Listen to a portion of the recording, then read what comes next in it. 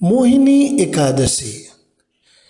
वैशाख शुक्ल पक्ष की एकादशी का नाम मोहिनी है। आइए इसका महात्म्य सुनते हैं। श्री गणेशाय नमः, श्री गुरुवे नमः, श्री सीतारामचंद्र जी की जय हो, नारायण हरे। युधिष्ठिर ने पूछा, जनार्दन, वैशाख मास के शुक्ल पक्ष में किस नाम की एकादशी होती है? भगवान श्री कृष्ण बोले, महाराज, पूर्व काल में परम बुद्धिमान श्री रामचंद्र जी ने महर्षि वशिष्ठ जी से यही बात पूछी थी जिसे आज तुम मुझसे पूछ रहे हो। श्री राम ने क्या पूछा था? श्री राम ने गुरु वशिष्ठ जी से पूछा था, भगवान, जो समस्त पापों का क्षय तथा सब प्रकार के दुखों का निवारण करने वाला व्रतों में उत्तम व्रत हो, उसे मैं सुनना चाहता हूँ, जिससे सीता के वियोग जैसा कोई कष्ट पुनः न प्राप्त हो। वशिष्ठ जी बोले, श्री राम, तुमने बहुत उत्तम बात पूछी है। मनुष्य तुम्हारा नाम लेने से ही सब पापों से शुद्ध हो जाता है, तथापि लोगों के हित की इच्छा से मैं पवित्रों में पवित्र उत्तम व्रत का वर्णन करूँगा। हे राम, वैशाख मास के शुक्ल पक्ष में द्वादशी युक्त जो एकादशी होती है, ध्यान दीजिएगा, केवल एकादशी नहीं, अर्थात पहला दिन नहीं।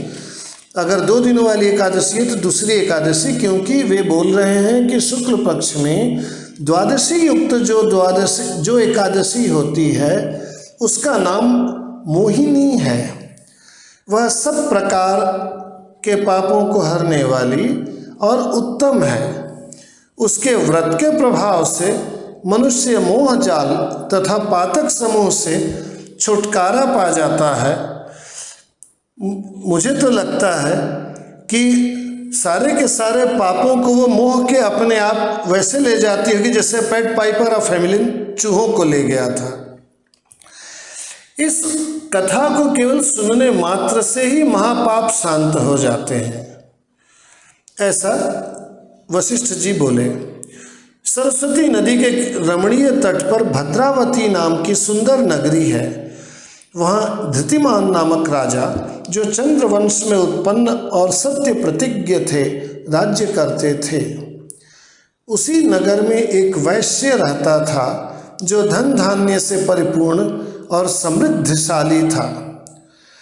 उसका नाम था धनपाल। वह सदा पुण्य कर्म में ही लगा रहता था। दूसरों के लिए पौसारा बनवाना, कुआं, मठ, बगीचा, पोखरा और घर बनवाना उसका काम था। भगवान श्री विष्णु की भक्ति में उसका हार्दिक अनुराग था। वह शांत रहता था।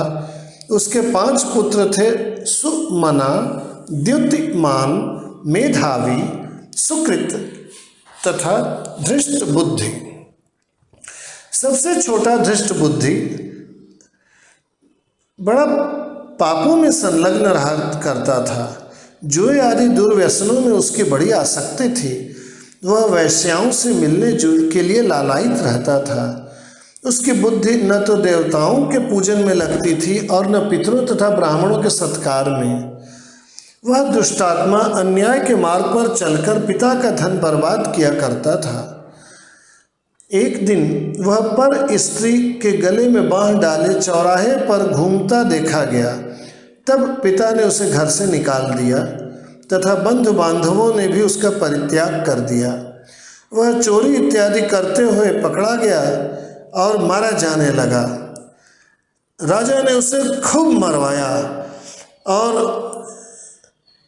राज्य के बाहर कर दिया। अब वह दिन रात दुख और शोक में डूबा तथा कष्ट पर कष्ट उठाता हुआ इधर उधर भटकने लगा।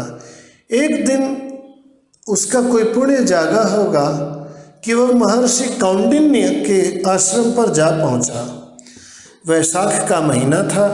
तपोधन कौंडिन्य गंगा जी में स्नान करके आए थे। धृष्ट बुद्धि शोक के भार से पीड़ित हो मुनिवर कौंडिन्य के पास गया तथा हाथ जोड़कर उनके सामने खड़ा होकर बोला कि हे ब्राह्मण, हे द्विजश्रेष्ठ, मुझ पर दया करके कोई ऐसा व्रत या उपाय बताइए जिसके पुण्य के प्रभाव से मेरी मुक्ति बिना धन खर्च किए हुए एवं बिना विशेष यत्न के हो जाए। ध्यान दीजिएगा, यह वह उपाय है जिसमें धन का खर्च और विशेष यत्न नहीं लगना है। कौंडिन्य बोले, वैशाख के शुक्ल पक्ष में मोहिनी नाम से प्रसिद्ध एकादशी का व्रत करो।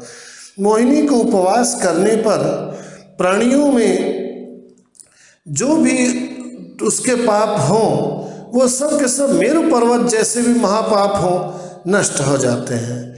वशिष्ठ जी श्री रामचंद्र जी से कहते हैं कि मुनि का यह वचन सुनकर धृष्ट बुद्धि का चित्त प्रसन्न हो गया। उसने विधि पूर्वक मोहिनी एकादशी का व्रत किया। वशिष्ठ जी बोले कि हे राम, हे नृपश्रेष्ठ, इस व्रत के करने से वह निष्पाप हो गया और दिव्य देह धारण कर गरुड़ पर आरूढ़ होकर सब प्रकार के उपद्रवों से रहित श्री विष्णुधाम को चला गया। इस प्रकार यह मोहिनी का व्रत बहुत उत्तम है। जीवन के अंधकार और मोह को दूर करने वाला चराचर त्रैलोक्य में इस व्रत के जैसा कोई उपाय नहीं है। यज्ञ, तीर्थ, दान आदि के फल इस व्रत से मिलने वाले फल के 16 कला के समान भी नहीं है, अर्थात रुपया के 16 आना में 1 आना भर नहीं है। इसके पढ़ने और सुनने से 1000 गोदान का फल मिलता है। देख लीजिए, सुनने का फल 1000 गोदान है। जय जय श्री सीताराम। प्रिय भक्तों, आपने कूर्म पुराण में दिए गए वैशाख शुक्ल पक्ष के मोहिनी एकादशी का महात्म्य सुन लिया।